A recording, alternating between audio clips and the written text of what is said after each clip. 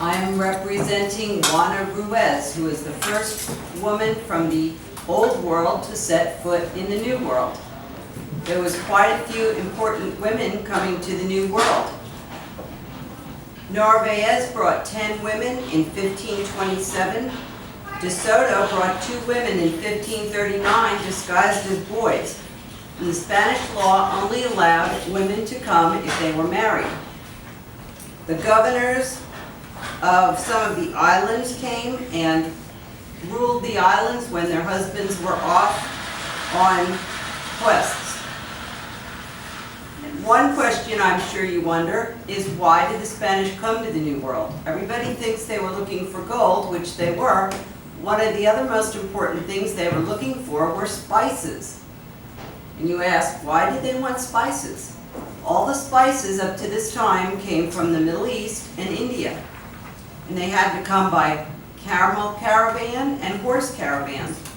And it was quite expensive to ship all these spices to Spain and to England and some of the other countries. And they loved spices because there were over 200 fasting days decreed by the church. And a fasting day is a day that you can't eat meat or dairy. So they were resorting to eating dried fish, which was very salty and bland and hard. They would soak the fish for several days to try to get some of the salt out and to moisten it. They also had dried beans, dried peas, which were very bland without any spices. One of the most important spice actually was pepper. They grew 3 different kinds of pepper in India. They had black pepper, green pepper, and red pepper. And they made a lot of sauces out of the pepper, and they used it to season their bland food. And you could easily make a fortune bringing spices. So it was decided that they would sail towards the New World looking for India to get spices. And that's why they called the people here Indians, because they thought they were in India. They didn't know where they were. They landed on the shore, and they saw people here, and they said, oh, they're Indians. One thing they had on the ship to eat was hardtack. It was a very hard biscuit made out of wheat flour, and this could last several years. It was very hard. And later on the ship, it usually became infested with weevils.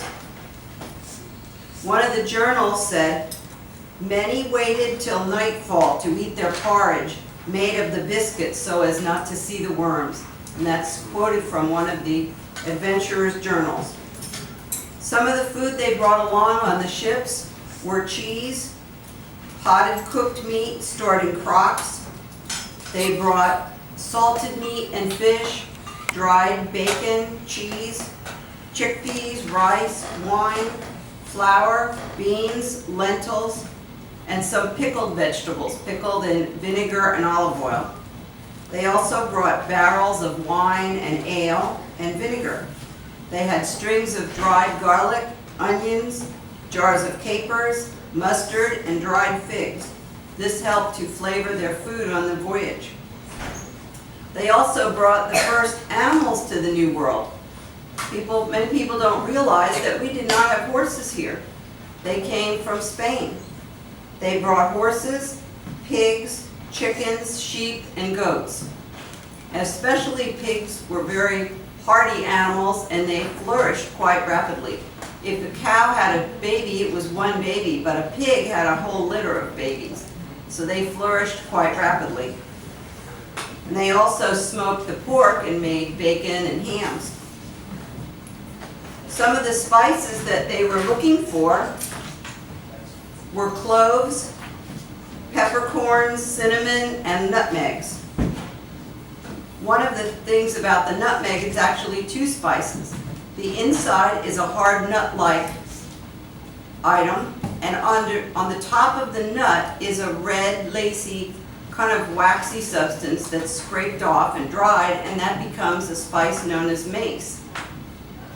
Nutmegs were very popular. A lot of wine and ale was used with mulled spices, because once they opened a large barrel of wine or ale, it became quickly very sour. So to make it taste better, they would put cinnamon and nutmeg into the drink to make it taste good.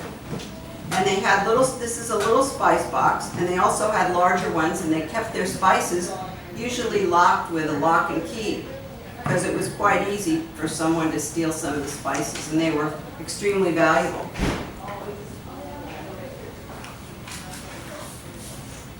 Now, what did Columbus and some of the explorers bring to the New World? They brought plants and seeds, chickpeas, sugar cane, bananas, rice, citrus fruit, yams, oats, wheat, melons, barley, and dairy products. They didn't have wheat here until it was brought from the Old World. They also had dairy products and chicken eggs after they brought their animals here. Another thing that came from the New World is a spice called paprika. This was a spice made from a pepper called pimento pepper. They would dry the peppers and grate it and make powder out of it, and it was our modern day paprika. The Spanish used this to spice their sausages because it helped preserve the sausages, and this is what we know today as chorizo sausage. They also had chili powder in the New World. The Spaniards discovered bread made in Cuba from a poisonous bitter plant called manioc. This root was pulled apart and grated, and the juice was used to make a sauce. The sediment from the bottom of the juice is what we now know as tapioca. This was used to make puddings or porridges. The pulp of the manioc was shaped into flat cakes, and it was cooked on a griddle. This was eaten fresh, or it could be dried hard, and the hard dried bread could be kept for over 3 years. So this was something the Spanish really liked because it could go on voyages and it would last a long time. And the Spanish soldiers would sift the root in their chainmail shirts. Christopher Columbus was the first European to mention corn in his journal. This was another food from the New World. Early Spanish colonists got corn from the Indians, and they greatly depended on corn because it could be dried and preserved for winter months and hard times. You could make bread out of the dried corn. Also, they got potatoes, tomatoes, red and green peppers, avocados, vanilla beans, peanuts, pineapple, French beans, lima beans, and also turkey. Turkey was the animal that was mainly from the New World, taken to the Old World. Another wonderful food that came from the New World was chocolate. This was called food of the gods by the Aztecs. It contains caffeine and theobromine, which are stimulants, and the Aztecs used many flavorings for their chocolate, but they did not use sugar. They didn't have sugar. They used chili, cinnamon, and vanilla, and it was quite a bitter brew. The pods are picked ripe, and then they're dried for a day, cut open, and the juice is drained. Then it's fermented in the sun. The beans are then roasted and the thin outer shell removed, and the inner kernels are ground into chocolate powder.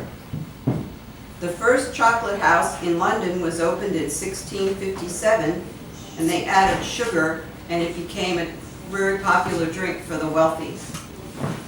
Today we have a vast assortment of foods to enjoy from the Old World combined with foods from the New World. The cultures combined in some of the foods from Day of the Dead. I have some recipes for you all at the end of the program. We have soup of the dead, pan de muerto, and bread of the dead. This bread was made from actually wheat flour from the Old World, and it was brought to the New World, and it was made into different shapes. It was made into skulls and bones and animals and people, and colored with frosting to celebrate the Day of the Dead. So I have a recipe for you for Day of the Dead bread and Day of the Dead soup. I hope you enjoyed it and you learned something about the food from the New and the Old World. We're now going to have our next speaker.